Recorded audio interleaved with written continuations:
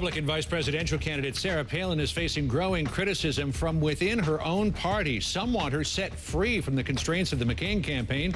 Others want her set free altogether. CNN's Brian Todd is working the story for us. Brian, what are you picking up today? Well, John, some of Sarah Palin's recent network interviews have out and out scared some Republican insiders. Now she and John McCain are aggressively countering the argument that she is simply not ready. Determined to counter critics and comics alike, Sarah Palin defends her credentials. Appearing with John McCain in an interview with CBS News, Palin says she's not only willing to take on the job as vice president, but ready with my executive experience as a city mayor and manager, as a governor, as a commissioner or regulator of oil and gas.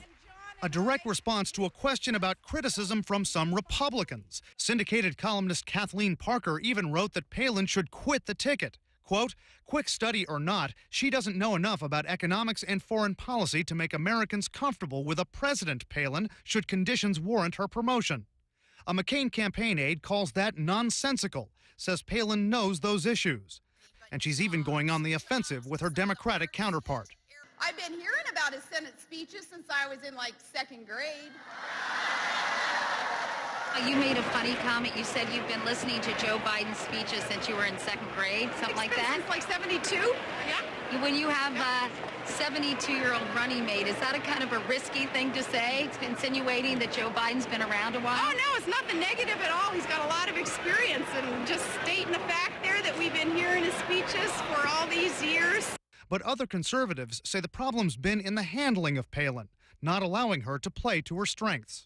I guess the one thing that I would have done slightly differently if I'd been in the campaign would have been clearly, as a governor of Alaska, your focus is energy.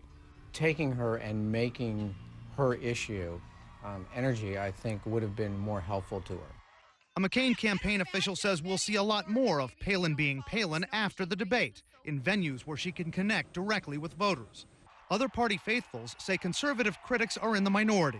I think the criticism you're hearing is from conservative intellectuals who historically have been at cross purposes with many in the Main Street Republican Party. Still, a lot of Republican insiders and many others are pointing toward Thursday's debate as a critical test for Sarah Palin. Both camps playing the game of low expectations for that debate. Palin's team says she's got her work cut out for her on Thursday to rebut Joe Biden's 35 years of experience. Even Biden's people are hinting that it's going to be tough for him to counter her enthusiasm, her connectability. John, they're both playing this game. We know they would do it. I think it's safe to say that there is an enormous amount of pressure on Sarah Palin right now. Yeah, they lower their own bar and they try to raise their opponents. Right. Brian Todd for us. Brian, thanks very much for that.